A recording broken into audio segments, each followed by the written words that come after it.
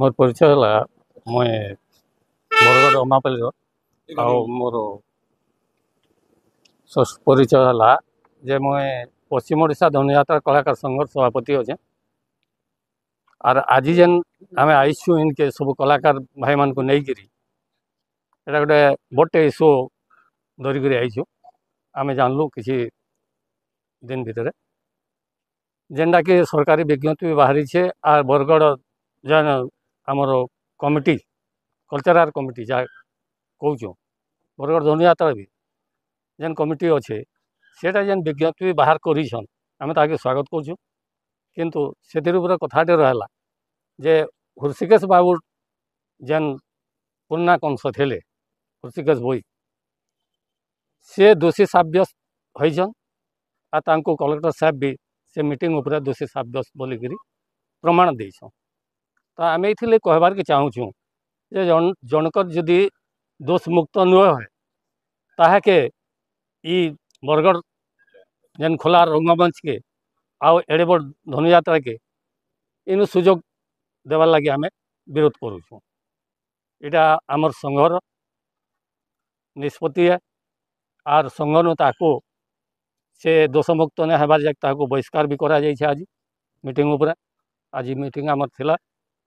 आमर खारवा मठरे आ समस्त निष्पत्ति हिसाब से कामटा करा जाइछे। आउ आमे इटे कहूँ जे अनेक थर आमर संघ दाबी कलान बरगढ़ धनुयात्रा की जे कलाकार आमे जेहेतु कलाकार टे कलाकार मान को सुजोग देवा कथा आ कलाकार मान को आगे बढ़ावार कथा जेनटा कि आमे अनेक थर दाबी पत्र देलुन जे आमको 2 जन को बा 4 जन को ई धनुयात्रा कमिटी रे संश्लिष्ट करा जाओ रखा जाओ। आ धनु आमर कलाकार मानकर गोटे स्वाभिमान प्रति जेन आ जाऊ इटा मैं बरगढ़ सब कमिटी के आओ आम सभापति महोदय के सबको मुझे जनावा लगे चाहूँचे जे ई जिनिसटा नहीं हेबा कथा। आम एत थर जदि दाबी कलुन से दाबीटा कौन हिसाब से पूरण नहीं पारे ये काण कारण अच्छे आम जान ना पार। आउ हृषि बाबू जिते बेले दोषी साब्यस्त थे से ताकू बार बार केन लोग माने आम ताकू जानवार लगे चाहूँ जे स्पष्ट हिसाब से बात कहीचुन जे आम हृषि बाबू के खेड़ करूँ। तो ये मोर कहबार है आम संघ तरफ जे आम संघर कौन पिला इनके आर इंटरव्यू दे नहीं आसन जदि हृषि बाबू के से सुजोग दौन दोषीता के जदि इन भल बोलुचन ताले आम किसी कहबार नहीं आ से बाहर करूँ आ कौन आमर संघर पिला इनके इंटरव्यू दे नहीं आसन आम से आमर ये समकुछ जनईछु यहाँ आम निष्पत्ति है। आज्ञा गोटे कथा अच्छे जदि निज पिला टे छुआ भूल कले क्षमा करासी तो जेहेतु आप कलाकार संघर गोटे अच्छा मेम्बरटे तो क्षमा कर क्षमा करवार तो गोटे सीमा अच्छी आप जहाँ कहते ठीक है सीमा करवा गोटे तार क्षमता अच्छी आओ सीमा उपरे जदि पुअटे भी बापर कथा के उल्लंघन कला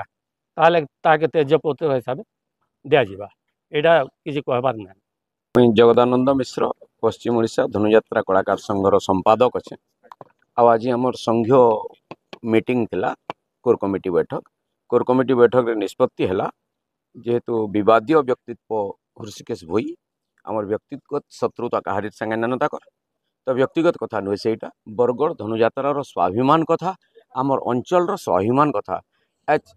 परीक्षा मान के पिला मानकर एस क्वेश्चन रे भी बरगढ़ धनुयात्रा विषय पड़ुचे किंतु गोटे करप्टेड लोक के जदि आम प्रश्रय देमा ताहले आमर कलाकार मानकर उपरे अंचल उपरे सेटा आँच आसुचे से उपरे निष्पत्ति होइछे। आउ विज्ञप्ति बाहरी थिला मौखिक विज्ञप्ति जे ई वर्ष चयन रे भाग नहीं पारन हृषिकेश भई बोलिकरी किंतु आम देखलु मीडिया माध्यम रे जैसे फॉर्म दाखल करिछन आउ चयन प्रक्रिया भाग नेबार लगी से प्रस्तुत अच्छन। तो आम आज जिलापाल को दाबी लिखिक देलु आपन जेन विज्ञप्तिटा प्रकाश करथिले जनसाधारण लगी से विज्ञप्ति कायम रहू 18 रु 60 बयस प्लस ताकर व्यक्तित्व ये सबू कायम रहू आपनकर विज्ञप्ति जहाँ थिला आम कलाकार संघ पश्चिम ओडिशा धनुयात्रा कलाकार संघ पूर्ण हृदय रे बरगढ़ धनुयात्रार मानवृद्धि लगी समर्पित हूँ। निश्चय सरकार क्षमा कला आम कि आम भी क्षमा करमु गर्व है आमर से गोटे कलाकार आ कलाकार हिसाब से अपराध नहीं करी व्यक्तिगत हिसाब से अपराधी हन तो आम कलाकार हिसाब से फेर स्वागत करमु आम संघ के जेहेतु गोटे बलिष्ठ और वयोज्येष्ठ कलाकार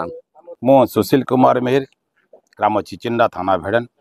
पश्चिम ओडिशा धनुयात्रा कलाकार संघर सह संपादक आज आमर संघ गोटे जरूरी बैठक रखी से जरूरी बैठक निर्णय निगला जो पूर्वतन कंसर ऋषिकेश भई आम संघर जे पर्यंत ताको दोषमुक्त न कर दिन पर्यंत आम संघर बहिष्कार कर आमे आज जिलापाल ऑफिस को आसबार कारण यहीटा कि जे पर्यंत ऋषिकेश भई दोषमुक्त न होती से पर्यंत से चयन प्रक्रिया भाग नहीं पारे ना कि चलित वर्ष से कंस भूमि पाखे अवतीर्ण हे ना आम संघ निष्पत्ति नहीं जो विज्ञप्ति प्रकाश कर सरकार 60 वर्ष ऊर्ध्व ताकू भी कायम रखिए बोली आमर आशा और विश्वास।